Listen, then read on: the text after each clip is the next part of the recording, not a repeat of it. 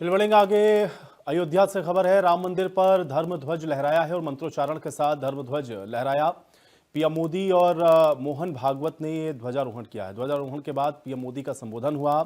ध्वज सपने के साकार होने का प्रतीक है, ये बात प्रधानमंत्री ने कही। आज संपूर्ण भारत, संपूर्ण विश्व राममय हो गया है। तो मंत्रोच्चारण के साथ लहराया गया है धर्म ध्वज। पीएम मोदी और मोहन भागवत ने ध्वजारोहण किया। ध्वजारोहण के बाद पीएम मोदी का संबोधन हुआ और ध्वज सपने के साकार होने का प्रतीक है, ये बात प्रधानमंत्री ने कही।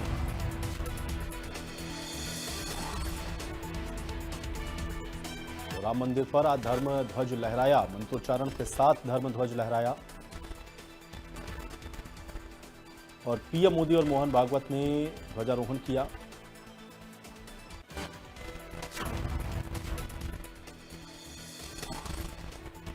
तो राम मंदिर पर धर्म ध्वज लहराया गया, मंत्रोच्चारण के साथ धर्म ध्वज लहराया गया।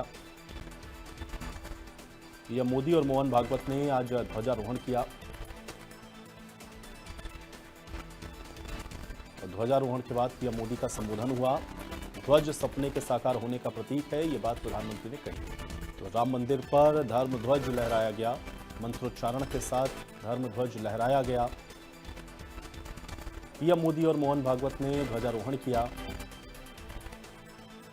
और ध्वजारोहण के बाद पीएम मोदी का संबोधन हुआ। ध्वज सपने के साकार होने का प्रतीक है, ये बात प्रधानमंत्री ने कही। अयोध्या से ये खबर, राम मंदिर पर धर्म ध्वज लहराया गया, मंत्रोच्चारण के साथ धर्म ध्वज को लहराया गया। पीएम मोदी और मोहन भागवत ने ध्वजारोहण किया। ध्वजारोहण के बाद पीएम मोदी का संबोधन हुआ। ध्वज सपने के साकार होने का प्रतीक है, ये बात प्रधानमंत्री ने कही।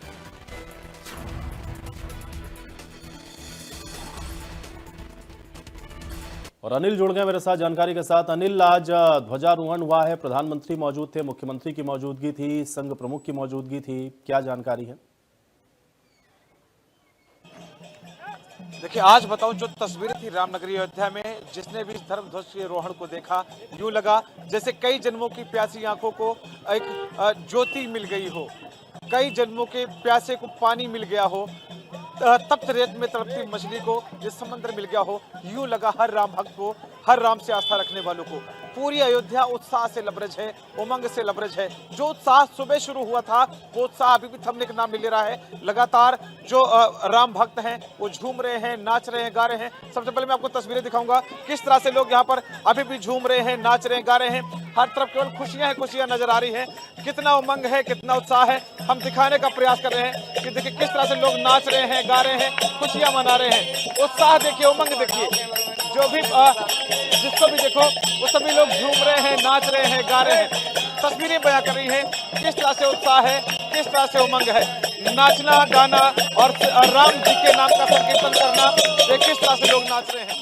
ये उमंग है, ये उत्साह है जो लगातार बढ़ता जा रहा है। मैं जुड़ूंगा, राम का उत्साह कैसा दिख रहा है आज रामनगरी अयोध्या में? बहुत ही उत्साहित है सब लोग, भगवान के नामों का उच्चारण करें। भगवान का ध्वजारोहण हुआ है तो हम लोग सब लोग सबके लिए भगवान के नाम का प्रचार कर रहे हैं, भगवान के नाम का सबको फैला रहे हैं ताकि सब लोग भगवान के नाम में खुश और संतुष्ट रहें। देखिए किस तरह से यहाँ पर उत्साह, उमंग देखिए। आज धर्म ध्वजा लहराई गई है राम मंदिर पर और इसका उत्साह सभी के सर चढ़कर बोल रहा है। लोग झूम रहे हैं, नाच रहे हैं, गा रहे हैं, खुशियां मना रहे हैं, क्योंकि वक्त ही ऐसा है, हर कोई झूम रहा है, नाच रहा है, गा रहा है और इस पल को बेहद करीब से महसूस करना चाह रहा है। आनंद देखिए, उमंग देखिए कि किस तरह से सारे लोग मस्ती में झूम रहे हैं, नाच रहे हैं, गा रहे हैं और इन लोगों की आंखों का जो ये सपना था वो साकार हुआ है और इस सपने को सभी लोग जीने का प्रयास कर रहे हैं।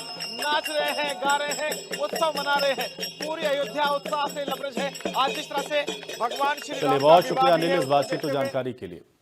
संभल से खबर का रुख करेंगे। ध्वजारोहण पे सपा सांसद बर्क ने बयान दिया। राम मंदिर पर पीएम के द्वारा ध्वजारोहण पर उन्होंने ऐतराज जताया।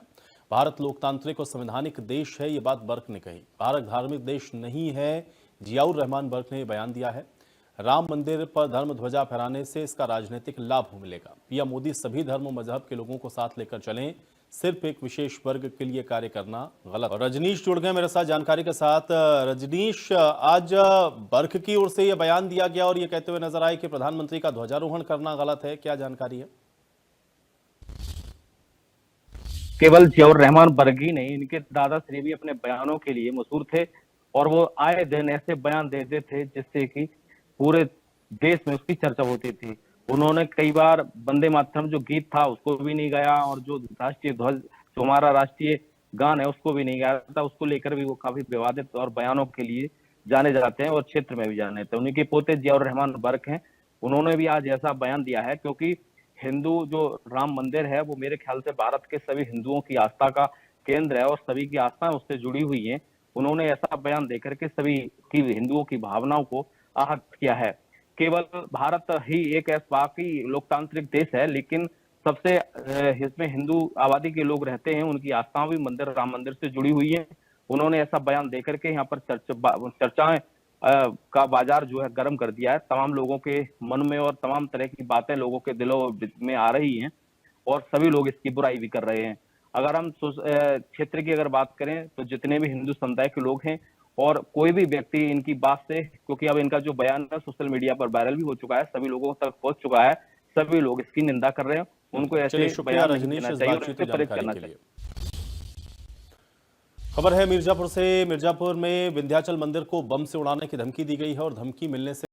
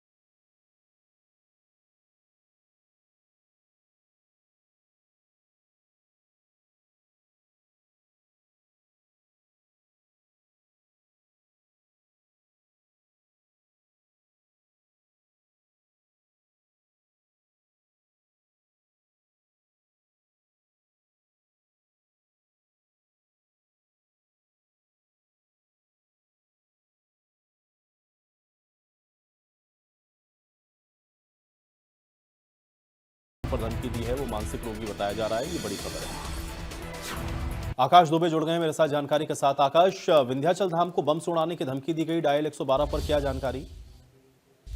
देखिए, आपको बता दें कि ये मामला मां विंध्यवासिनी जो विश्व प्रसिद्ध मंदिर है उससे जुड़ा हुआ है। कल रात को 112 पे एक सूचना आई कि मां विंध्यवासिनी धाम मंदिर को जो है बम से उड़ा दिया जाएगा। इसके बाद पूरे पुलिस महकमे में हड़कंप मच गई। रात को भी अधिकारी आए थे मौके पर। सुबह से पुलिस की काफी टीमें आई, पीएसपी के साथ जो है बम स्क्वाड दस्ता के साथ लोगों ने भ्रमण किया, चकमक किया और सारे जो भी वहाँ श्रद्धालु आए थे उनका सघन चेकिंग किया गया।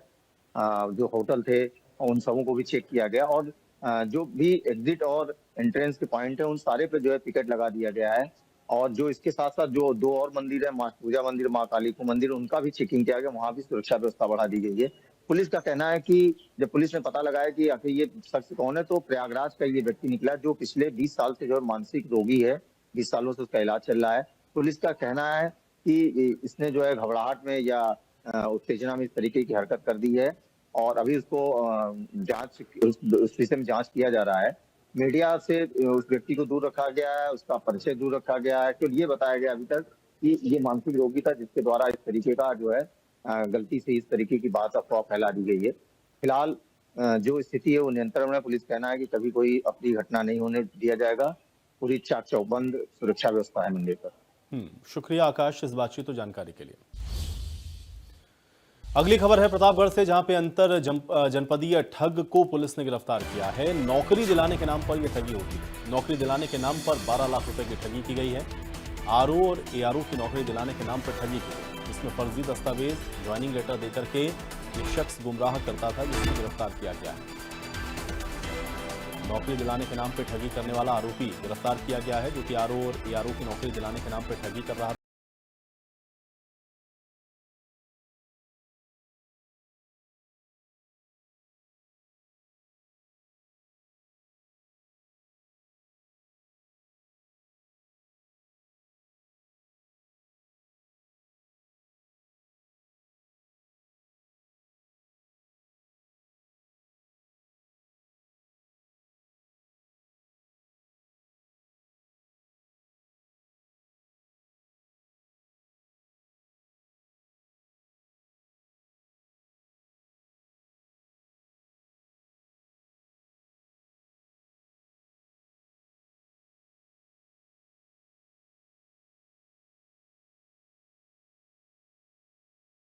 मोहन जुड़ गए मेरे साथ जानकारी के साथ। शिव मोहन, अंतर जनपदीय ठग है जिसको गिरफ्तार किया गया है, 12 लाख रुपए की ठगी की गई, क्या जानकारी?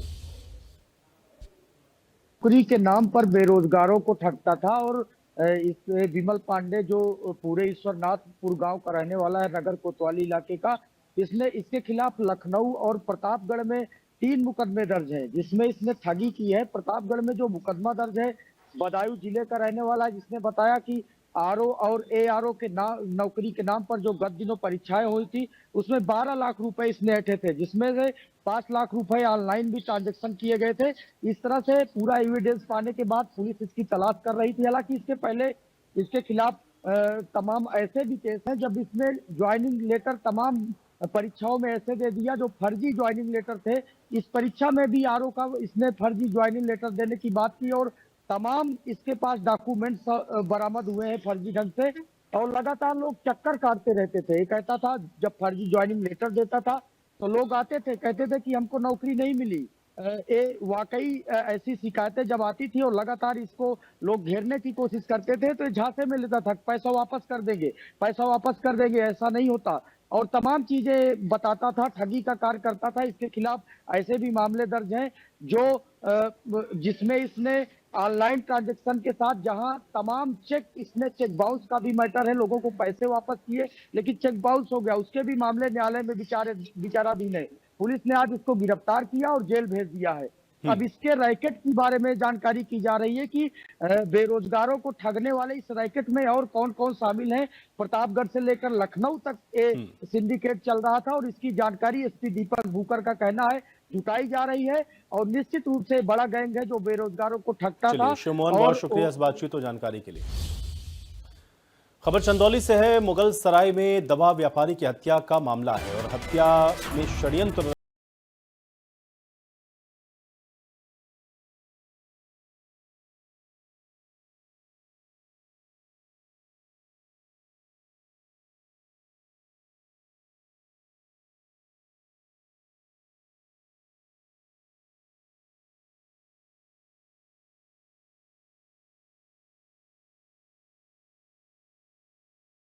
का खुलासा किया गया है। ये बड़ी खबर है।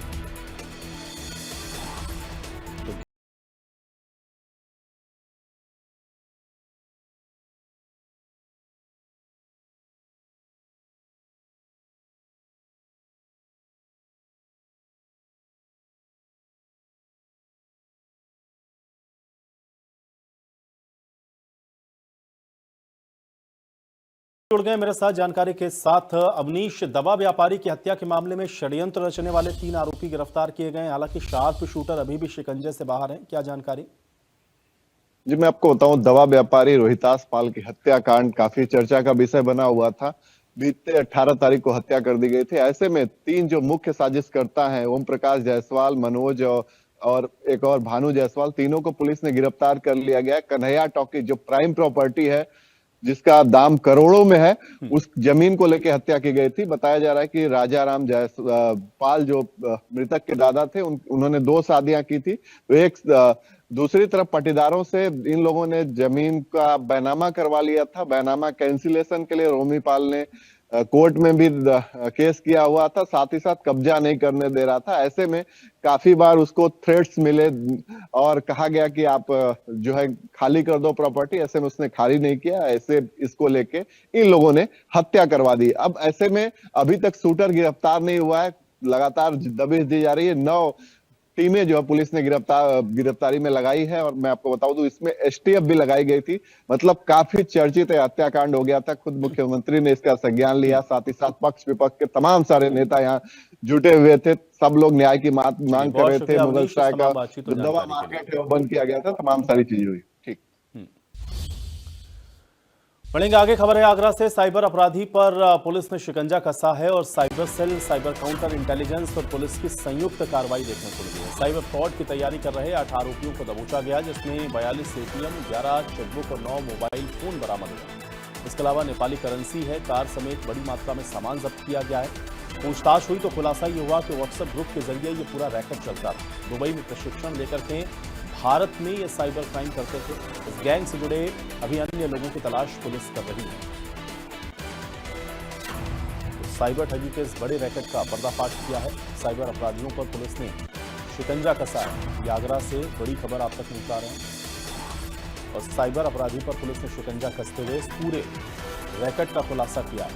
ये cyber cell, cyber counter intelligence और पुलिस ने संयुक्त रूप से बड़ी कार्रवाई की। संजय सिंह जुड़ गए मेरे साथ आगरा से ज्यादा जानकारी के साथ। संजय, साइबर पुलिस की ओर से संयुक्त कार्रवाई की गई है जिसमें 8 साइबर ठग हैं जिनको गिरफ्तार किया गया है, क्या जानकारी है? बिल्कुल, आगरा पुलिस से एक बड़ी सफलता हाथ लगी है। जिस प्रकार से 8 साइबर ठगों को गिरफ्तार किया है। ये कहा कि एक होटल में प्लानिंग कर रही थी, तो आज पुलिस साइबर क्राइम टीम और जो उनकी है उन्होंने संयुक्त रूप से कार्रवाई करते हुए लाखों को गिरफ्तार किया है। इनसे जिस प्रकार से जो माल बरामद हुआ है, कहेंगे कि काफी सारी सिर्फ बरामद हुए हैं और साथ ही कहेंगे जो कहेंगे पासबुक बरामद हुई है और जो डबल नोट है वो बरामद हुआ। जिस प्रकार से ये जो दुबई में प्रशिक्षण लेने के बाद ये साइबर ठगी का एक रैकेट चला रहे थे और कहीं ना कहीं कई सारे देशों से जुड़े हुए थे कि जो भोले वाले लोगों को अकाउंट खुलवाते थे, उसके बाद उस अकाउंट में जो फ्रॉड था, ठगी का पैसा है, वो आगे पर गबन होता था। तो कहने की 2% कमीशन उनको मिलता था। अब इनके जो तार कहाँ का जुड़े हुए उसको लेकर लगातार पुलिस छान में जुटी है। जिस प्रकार से पूरी जो कार्रवाई है वो एडिशनल डीसीपी आदित्य कुमार के नेतृत्व में हुई है। इससे पहले भी कई कार्रवाई पकड़े गए हैं जिनके तार विदेश से जुड़े पाए गए। तो पूरे रैकेट का एक तार जोड़े जा रहे हैं, किसके रैकेट कहाँ से जुड़े हुए हैं, विदेश तक आ गए इनके तार है। तो एक बड़ी सफलता हाथ लगी आगरा पुलिस को। शुक्रिया संजय इस बातचीत और जानकारी के लिए। और चलिए इसी के साथ इस बुलेटिन में मेरे साथ फिलहाल इतना ही।